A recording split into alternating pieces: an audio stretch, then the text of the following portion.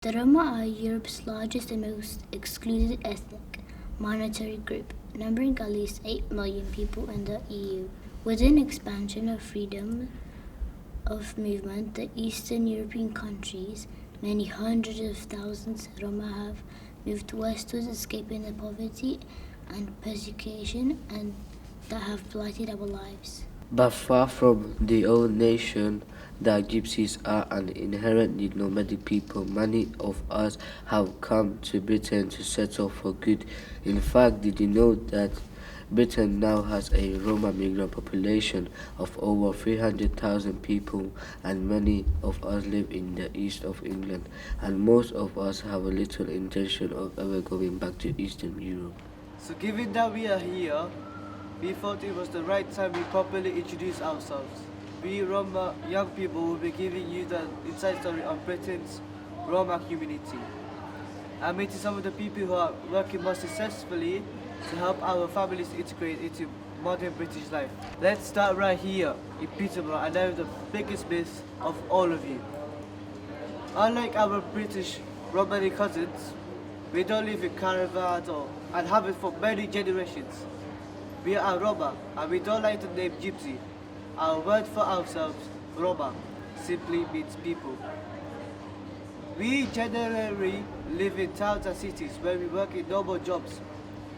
Many of those are badly paid, but one of the reasons we came here is to escape the fact that many Roma kids are forced into special schools in Eastern Europe because of who we are. Here at Queen Katherine Academy in Peterborough, which not only has a lot of Roman pupils and staff, but also embraces our culture. Let's meet Helena Ground to find out how the school has embraced our culture. What have you done to make your school Roma friendly? So at QKA we have a really diverse cohort of students, and about 20% of our cohort are from the Roma community. So we have really tried to introduce a lot of projects that reflect our school makeup and really celebrate our diversity and the Roma culture.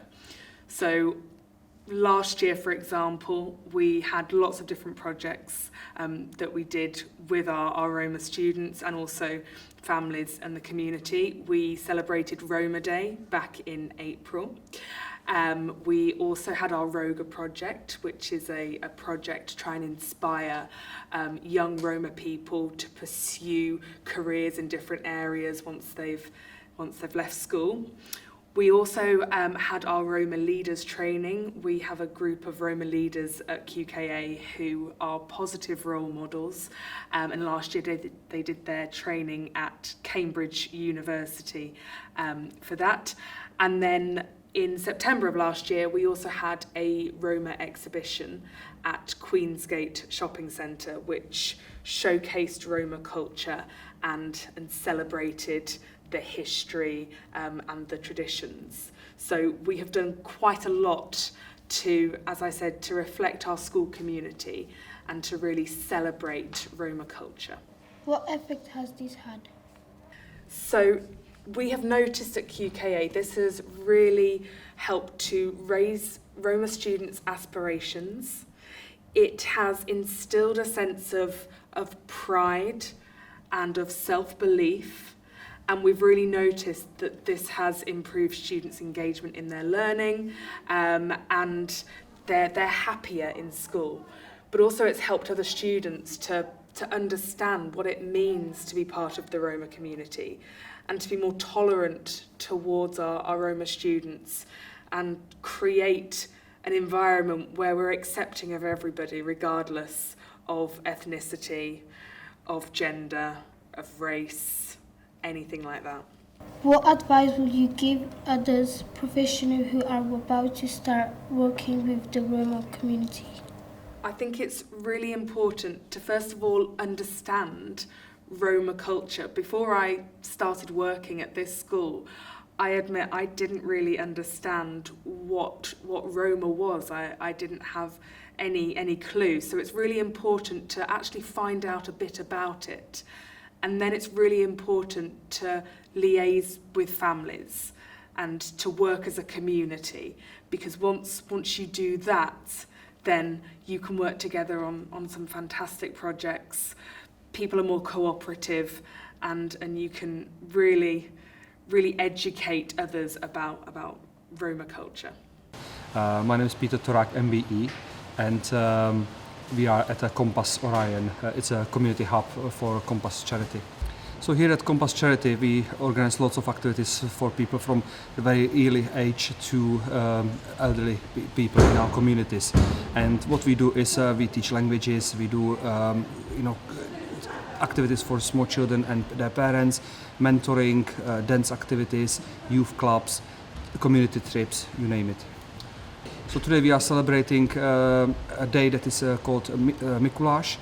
It's a very traditional Czech and Slovak event and Christmassy kind of theme, where the kind of history of this is that Mikuláš was a priest, and he used to give children presents. Children that were from very poor background, he used to give them a present. So what we do now, and all Czechs and Slovaks celebrate this, we will have a San Nicholas, evil, and an angel, and we'll be giving presents to small children.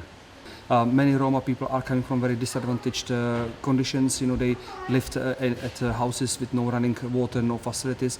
They have been abused by the police and all the state authorities. They have been targeted by neo-Nazis, beaten up, and some murdered. So people coming from those conditions will obviously have restrictions and kind of barriers from engaging with public authorities. So I think it's a very important aspect for people to think of. The main difference between the Roma from Central Eastern Europe and maybe some Romanis or Gypsies and travellers in the UK is that we've been settled for probably over 100 years now. We were actually forcibly settled by the system, where our wagons were burned, horses were shot, and Roma people were moved into substandard accommodation that had no facilities at all. And that's how we've lived now for over 100 years. So there are no Roma people living in caravans or living in nomadic lifestyle in Central Eastern Europe now. I think the main challenge, obviously, one is getting to know how actually to adapt here, to integrate into the society. You come to a new country with a new language, with new expectations, and sometimes also your own prejudices and your own misconceptions will stop you from actually changing your perspective. And that's what I'm very keen on as well, and the charity that I'm running, to show people that they don't have to be so worried about being attacked by the police, because physical violence by a police officer is not that common as it would be in a Central Eastern European country.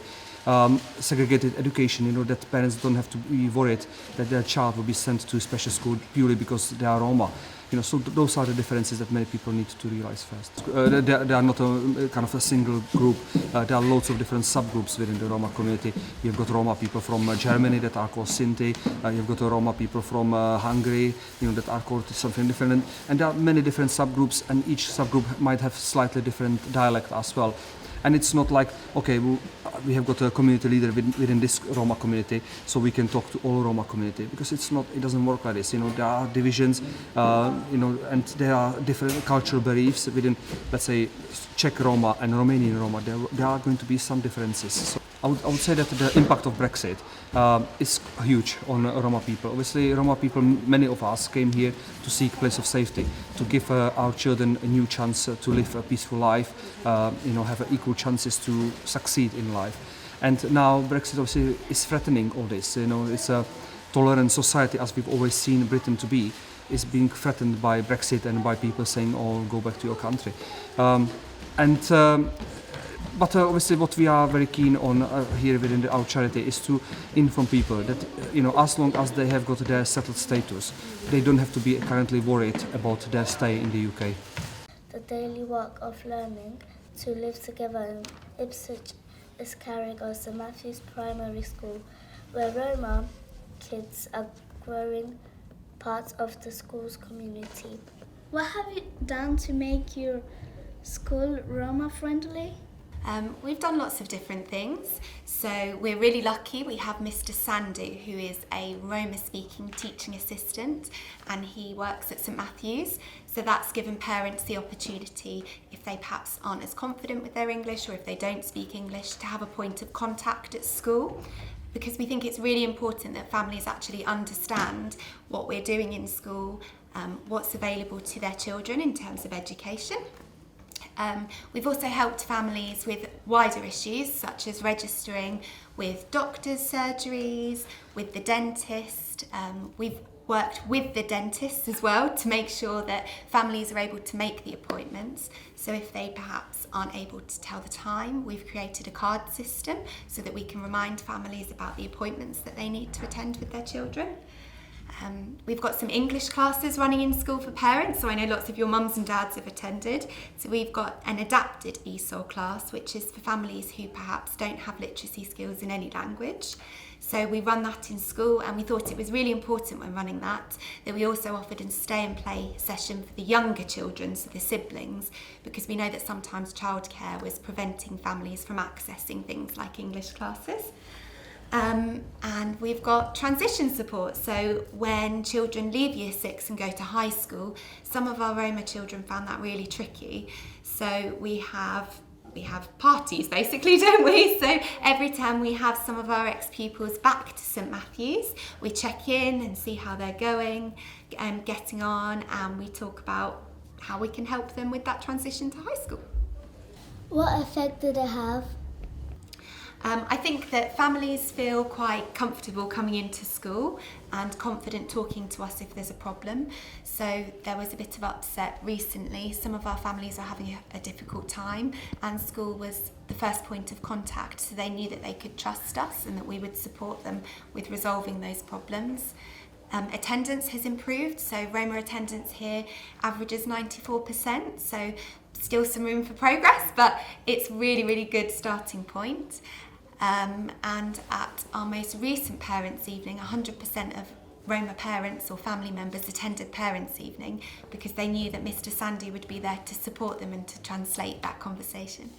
What advice would you give other professionals who are about to start working with the communities? I think be willing to listen.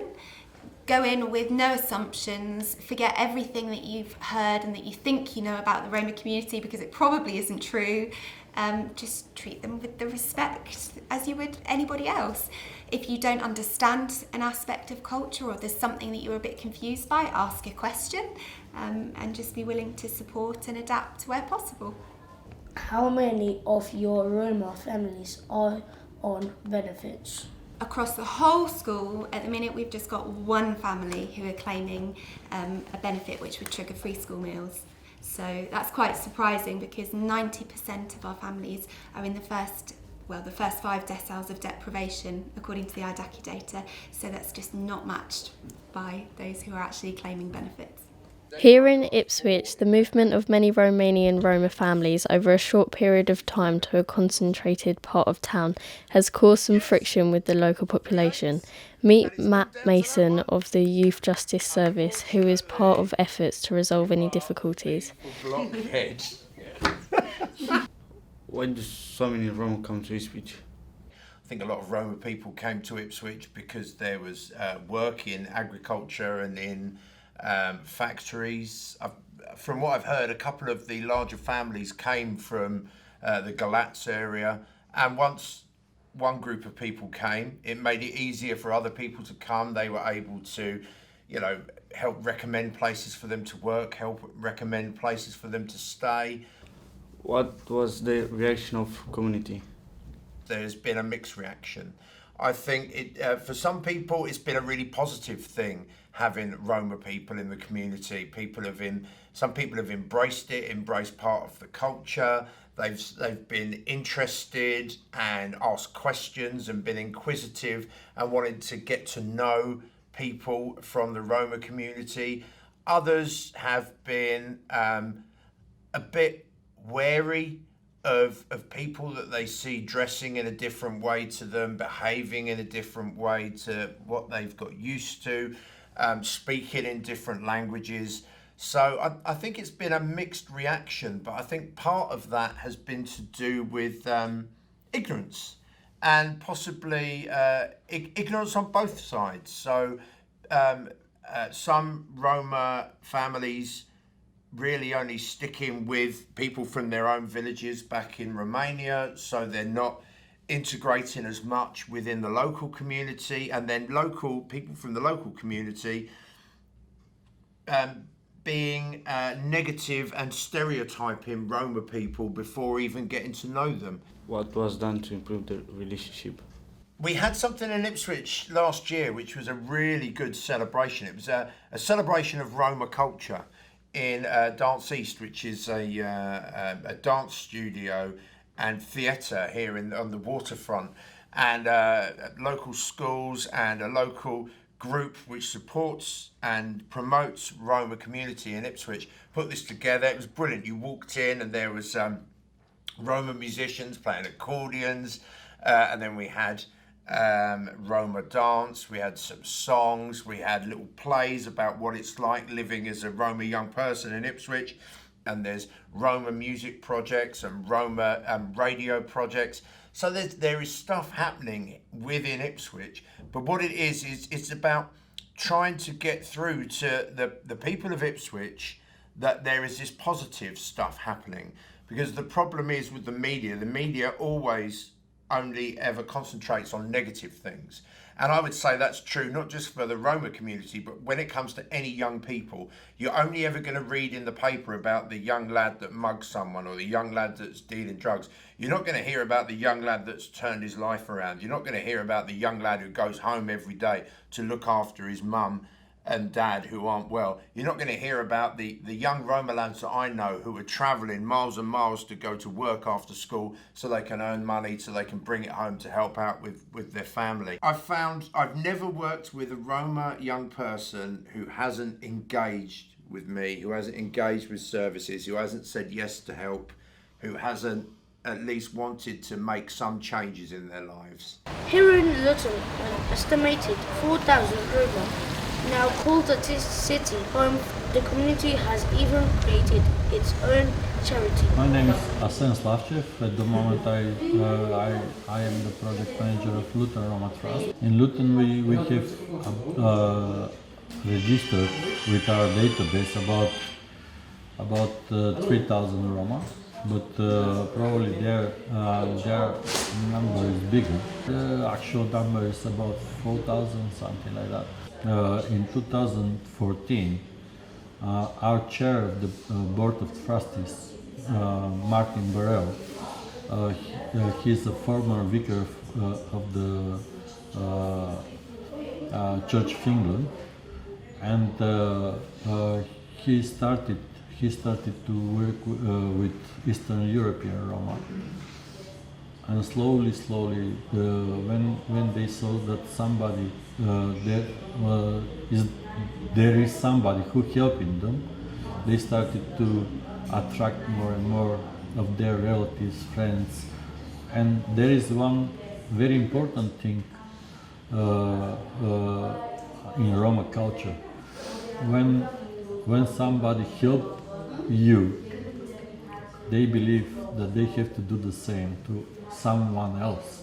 When new arrivals from Romania come in, they accept them in their homes. They live 2-3 months with them. They give them money until they settled and they got job, they got everything. So then they move out. They rent their own house and they move. We're a young organization, but in the same time, we're very well known in Roma community. So we have educated Roma, and I think that British system needs to use their capacity in helping a Roma community coming from Eastern Europe, because as I know, the official statistic is about 300,000 Roma, but I believe that their number is double. Most of Roma, they hide that they are Roma because of this. Everybody expecting, when we are talking about the Roma, everybody expecting Roma to be Eastern European Roma, to be let's say, shoplifter or pocket lifter or beggars on the street, rough sleepers, something like that. But this is not the truth. This is very low percentage. For example, I'll give you an example. There was a big campaign before the referendum, Brexit referendum, of Daily Telegraph, about 5 Roma rough sleepers on Oxford Street, I guess. And there was, I don't know how many articles, a lot of articles for these 5 rough sleepers there, but in the same time, for the other, let's say 200,000 people, nothing, with just one of our family. When they come here, they had nothing, as everybody else. Their son was 12 years old. He got 2 sisters, younger than him. The father was selling big issue on the street. At the moment, he got a job. The son, 12 years son, he never attended school before. Now he goes to high school, and in 1 year he's gonna go in college. Sisters, they go regularly to school, which is a big step forward for that Roma family. They got their house. They live in house only them, which is for them, from, let's say, beggars on the street to all these things what I'm telling you. It's a big step forward, big steps forward. They didn't have that opportunity to plan and to dream, and here they got dreams. So while Britain decides its own future and identity, we can see that the Roma from across Europe has voted with our feet and our lives to make Britain our home. From Peterborough to Luton and Ipswich, we've seen that with an open mind and good intentions, people across the public sector are working with our communities to ensure a positive future for our communities, because whatever you may know about our past, we are planning on being here for good.